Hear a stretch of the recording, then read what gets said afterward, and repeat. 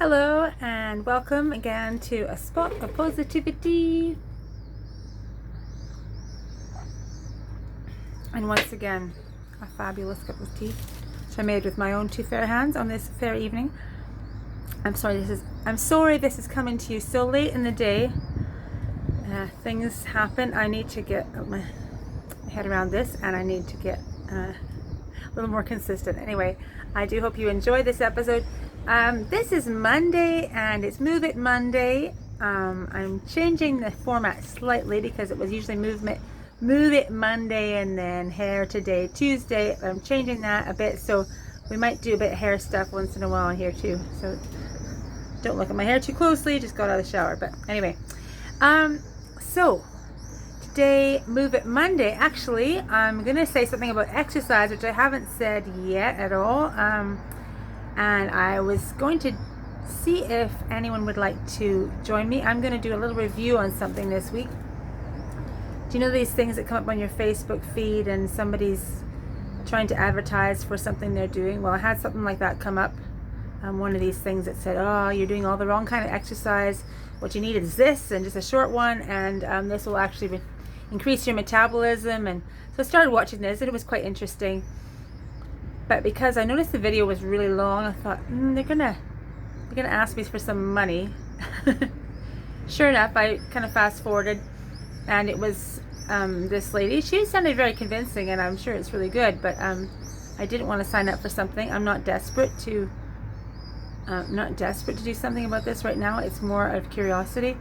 So I understand that some people might be, but I was not. So I thought I was still intrigued by the whole idea of doing specific exercises that would increase your metabolism.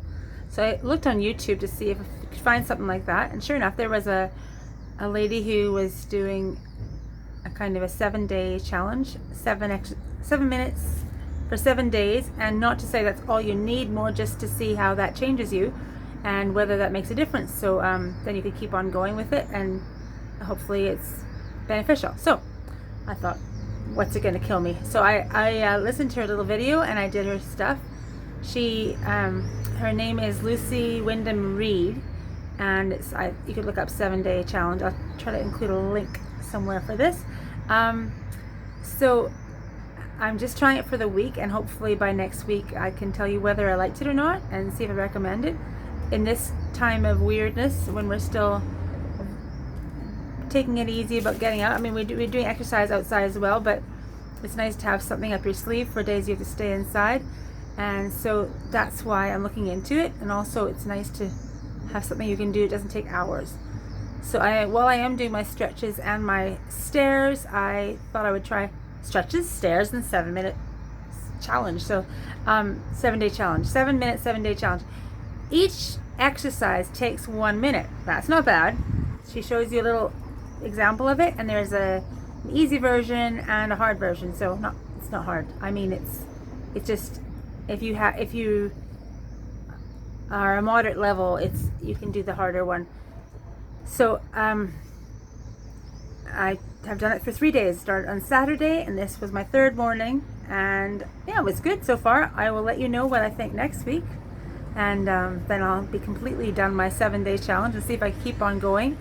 It doesn't mean it's something I'm going to start eating lots and lots of food now because of that, but see how it goes. So I was going to talk to you a little bit about, again, about the French Women Don't Get Fat that I mentioned last week, and some of the things from that book that have helped me. So last week I spoke a bit about enjoying every morsel of food that you have. So while I enjoy every sip of my tea, I will just recap on that. It's a bit about, let me see, what did I say on my notes here? Why can't I read my notes?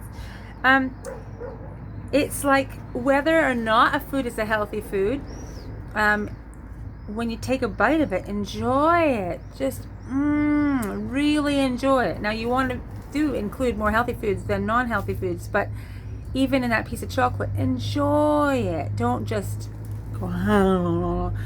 eat really fast and get it over with and think, well, I had a bite, I might as well have the whole cheesecake. It's not like that. Just enjoy that mouthful. Enjoy what you're having.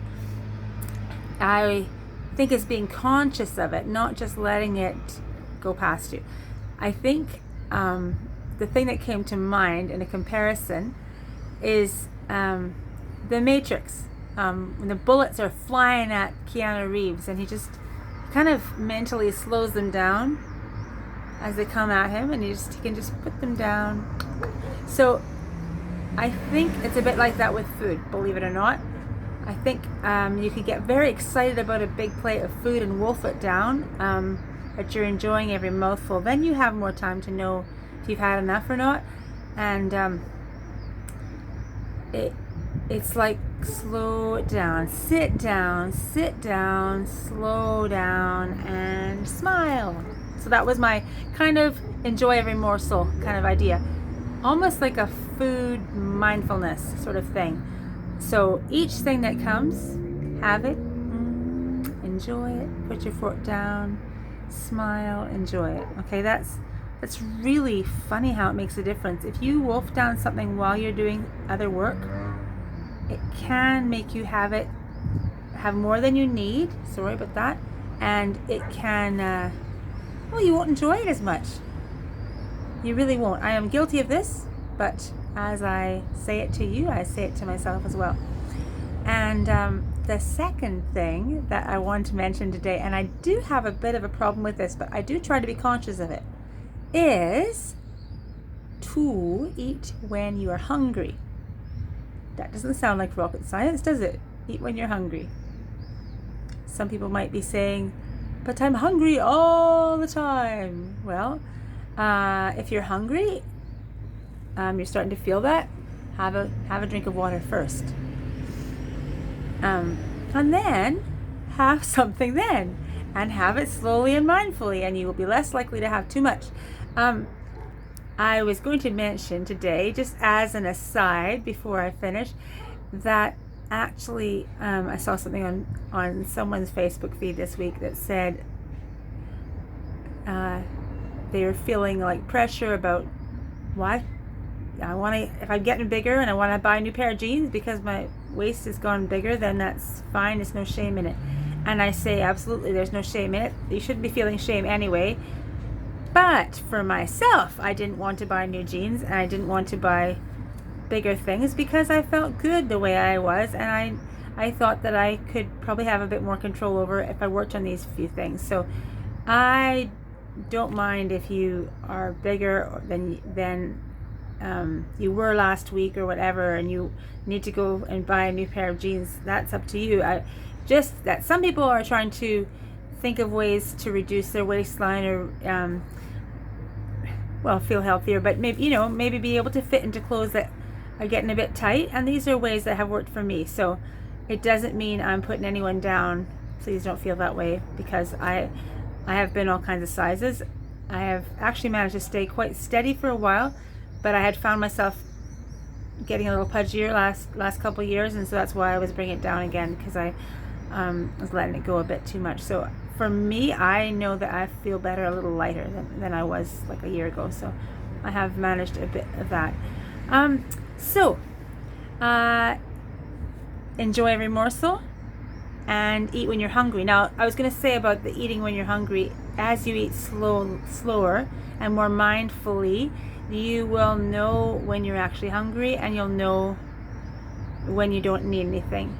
Okay, the thing that I'm guilty with this is I really, really like a snack in the evening. Some people choose to cut off point 6 or 8 or something like that. They don't have anything beyond that. I don't do that, but I am trying to make sure that when I feel like a snack, that I stop myself before I grab something, and I ask myself, are you really hungry? I ask my tummy. I don't ask my tummy. I just think about how I feel in there and see if it's really a hunger I'm feeling, or is it just a kind of a craving. So sometimes if I'm having a craving, I have a cup of tea or something like that instead of having a sugary thing. It's nice to have something, I guess, low calorie that you can have with a little less mindfulness, but it can be, you can find yourself just wanting to have it because you really feel like you deserve an evening snack or something like that. And I would just say, for me, I'm trying to wait till I actually feel like I really need something. It doesn't have to be very big. I can have a small one. You don't need to just have a big plate of something just because you're used to that. So I think the mindfulness and the mindfulness and the knowing what your tummy is saying, what your body is saying, and learning to listen to that is two things for me. So that's all I wanted to say today. I hope it's interesting or helpful or anything like that. Thank you for joining me on a spot called positivity. Have yourself a lovely day, and I'll see you tomorrow.